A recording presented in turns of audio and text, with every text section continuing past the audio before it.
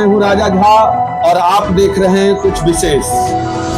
प्रचार प्रसार की समय चली गई और अब कल प्रातः काल से वोटिंग होने वाली है। तो हम आए हैं अभी अपने पड़ोस के गांव मोहनपुर और बगीचा के सीमा पर माता भगवती दुर्गा के प्रांगण में। इनके बहुत अच्छे संबंध रहे हैं गांव से और एक गांव के प्रबुद्ध व्यक्ति माने जाते हैं। तो इनसे हम बात करने के लिए आए हैं कि श्रीमान जो है वोट पर क्या सोचते हैं और कैसी स्थिति रहने वाली है चुनाव की। तीसरा बात कि हम लोग को कैसे वोटिंग करना चाहिए, यह सब बात करेंगे। चलिए स्टार्ट करते हैं। सर से पहले नाम जानेंगे और उसके बाद कहाँ से हैं, कहाँ पर रहते हैं और क्या करते हैं। सर आपका नाम? आपका बहुत बहुत धन्यवाद। मेरा नाम प्रोफेसर MK सिंह जी। गाँव में लोग मंटून के नाम से जानता है, प्रोफेसर मंटून सिंह।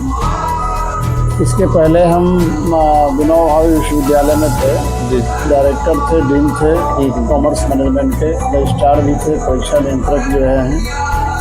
वहाँ के बाद हम अभी गढ़वा में एक विश्वविद्यालय है, बाबू दिनेश सिंह विश्वविद्यालय जी, जिसके हम 2023 अक्टूबर से कुलपति के रूप में काम कर रहे हैं।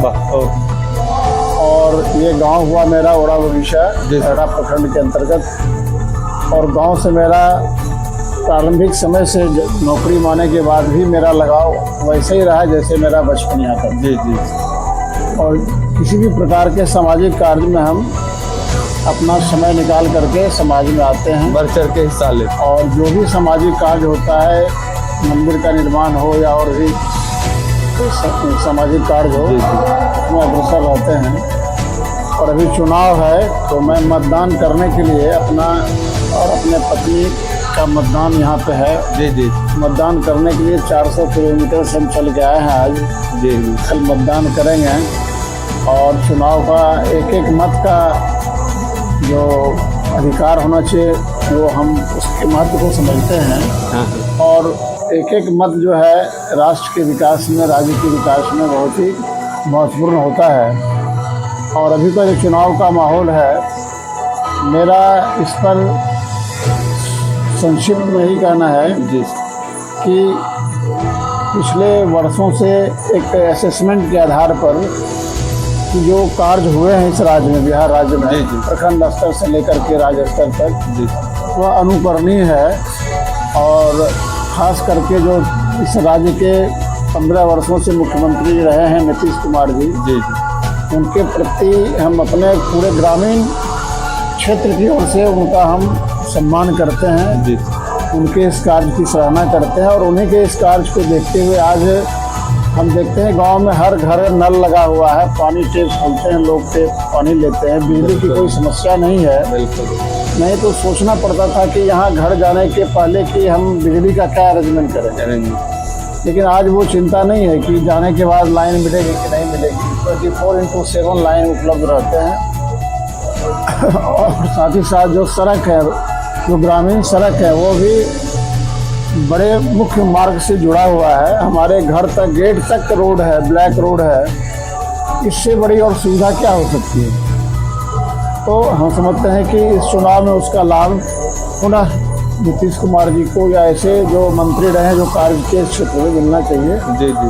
और मेरा अपील है आम जनता से कि जात और धर्म देख करके अपने मत का प्रयोग न करें, वह देखें कि राज्य की प्रगति, आने वाला जो हमारा जनरेशन है, उसकी सुरक्षा के लिए कौन सा उपयुक्त पात्र है जिसको कि हम अपना प्रतिनिधि चुन करके राज्य स्तर में जो असेंबली है उसमें भेजें, ताकि हमारे क्षेत्र का विकास जो कुछ बचा हुआ है, जो कुछ और इम्प्रूवमेंट्स होना है, वह हो सके। हम तो मानते हैं सर जी कि थोड़ा सा रोक रहे हैं कि जो हमारी प्राथमिक सुविधाएं हैं, हमारा मानना यह है पर्सनल कि प्राथमिक सुविधा जैसे जल, जैसे सड़क, जैसे बिजली, जैसे शिक्षा, जैसे स्वास्थ्य, इस पर आप क्या सोचते हैं कि नीतीश कुमार ने बिहार को अच्छी तरीके से देने का काम किए? देखिए, स्वास्थ्य के क्षेत्र में तो मैं व्यक्तिगत रूप से जो लाभ लिया हूँ उसके बारे में बता दूँ। एक बार मैं गांव आया था तो हमारे गर्दन में काफ़ी नेक में प्रॉब्लम था। जी जी। तो हमारे धरहरा प्रखंड में एक चिकित्सालय है जो राज्य सरकार का चलता है, जहाँ की फिजियोथेरेपी सेंटर है जी सर, जहाँ की मुफ्त इलाज मिलती है, खास करके सीनियर सिटीजन को। अच्छा अच्छा अच्छा। तो बीइंग ए सीनियर सिटीजन में गया, कार्ड बना, और हमें लगता है 2-4 दिन में ही मेरी जो समस्याएं थी यहाँ ठीक हो गई है।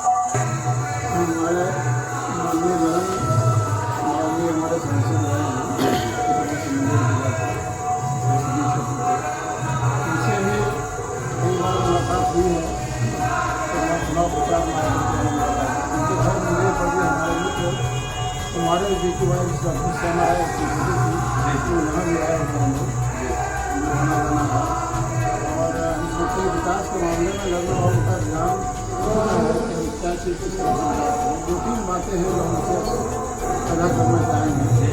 चुनाव के बाद उस पर यथाशीघ्र ध्यान दिया गया। उसमें तो सबसे पहले कि जमालपुर रेलवे स्टेशन से जो दशरथपुर तक रोड है, जो रद्दी स्थिति है, उस पर ध्यान दिया गया। दूसरा है कि कुमार स्मारक विद्यालय है, जो काफ़ी पुराना विद्यालय है, उसका जीर्णोद्धार किया जाए और इसके मान सम्मान को फिर से पुनर्स्थापित किया जाए। और दूसरी बात है कि अभी हमारे बगल में आप देख रहे हैं कि पहाड़ है, लोहड़ी पहाड़ के नाम से, मुरली पहाड़ के नाम से हम लोगों ने उस पर एक सड़क मार्ग बना रहे हैं और उसमें माँ वैष्णो देवी का मंदिर स्थापित करने का है, हो भी गया है, उसको थोड़ा ढंग से करना है। हम चाहेंगे उसमें भी पर्यटन विभाग के माध्यम से हमारे सांसद उसको विकसित करें, ताकि यहाँ के लोगों को जो आस्था है वो बना रहे और उनके प्रति भी जो सम्मान है तो उसको लोग याद करें कि नहीं, लन्ना बाबू ने हमारे क्षेत्र में आकर के विधायक के माध्यम से, अपने राज्य सरकार के माध्यम से जो भी संभव प्रयास है उन्होंने किया है। एक विश्वास रखता है, आशाएं तो रहती हैं कि हमारे प्रतिनिधि के द्वारा ये काम होना चाहिए। चलते चलते हम बात करते हैं सर से कि इतने दूर से चल के आए हैं वोटिंग करने के लिए, ये एक जिज्ञासा होती है वोटिंग करने की, तो सर क्या कहना चाहेंगे? यहाँ कई लोग ऐसे होते हैं जो कि घर में रहते हुए या आसपास के क्षेत्र में कोई काम कर रहे हैं, रोजगार कर रहे हैं और रहते हुए भी यहाँ आकर के वोटिंग नहीं करना चाहते हैं, ऐसे लोगों से आप क्या कहना चाहेंगे? इस तरह के लोगों से मेरा यही एक ही अपील है कि जो मत का अधिकार है तो निजी होता है, व्यक्तिगत होता है, और चूंकि हम इस भारत देश के नागरिक हैं तो नागरिक की, हर एक प्रत्येक नागरिक की ये जिम्मेदारी है, नैतिक जिम्मेदारी है कि इस समय पर यदि हम अपना मत का प्रयोग अच्छे प्रतिनिधि के चुनाव में नहीं करेंगे जी, ये तो 5 वर्ष का त्यौहार है, तो हम अपील करना चाहेंगे वैसे मतदाताओं से जो घर में रह करके यदि अपना मत का प्रयोग नहीं करते हैं तो ये दुर्भाग्य की बात है। और हम उनसे आग्रह अपेक्षा करेंगे कि वो कल के मतदान में अवश्य अपनी उपस्थिति दर्ज कर और एक योग्य ईमानदार प्रतिनिधि का चुनाव करें, जो विकास के प्रति जो है अपना पूरा जीवन, राजनीतिक जीवन बिल्कुल समर्पित कर रहा हो और समाज के उत्थान के लिए लगा हुआ। जी जी। और दूसरा ये हम आपसे जानना चाहेंगे कि ऐसे लोगों को तो इसकी, अगर मान लीजिए कि विकास में अगर वो हाथ नहीं बटाते हैं और वोटिंग नहीं करते हैं तो हमारा सोच यह है कि ऐसे लोगों को सरकार पर उंगली उठाने का भी अधिकार नहीं। बिल्कुल बिल्कुल नहीं अधिकार है। देखिए क्या है कि लोगों को थोड़ा सा जाति धर्म से ऊपर उठ करके अपने सोच को बदलना पड़ेगा। जी जी।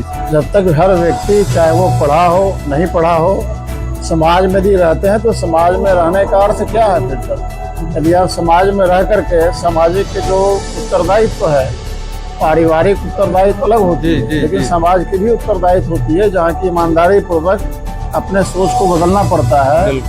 और हमारा समाज किस और विकसित होगा, हमारे बच्चों की शिक्षा, हमारे आने वाले जो जनरेशन है उनकी चिकित्सा, सारी सुविधाएं कैसे सुनिश्चित होगी, बिल्कुल बिल्कुल, इसके बारे में यदि हम नहीं सोचेंगे, हमारे यहाँ के लोग नहीं सोचेंगे तो ये बहुत दुर्भाग्य की बात है। मैं उम्मीद करता हूँ कि लोग अब धीरे धीरे लोग इस डिजिटल युग में थोड़ा सा चेंज हुए हैं लोग, तो हम समझते हैं कि लोगों की मानसिकता बदलनी चाहिए और अपने प्रति जिम्मेदारी होनी चाहिए कि हमें क्या करना चाहिए और क्या नहीं करना चाहिए।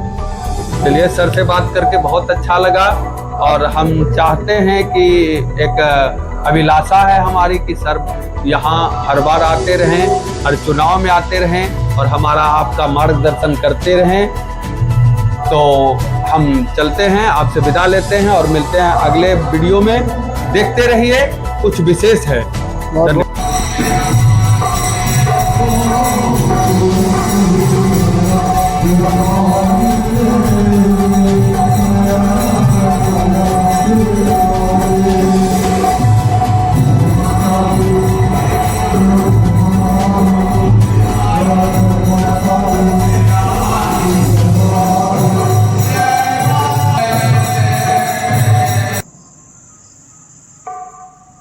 मंदिर की तरफ से कवर आ गई। जी जी लगे।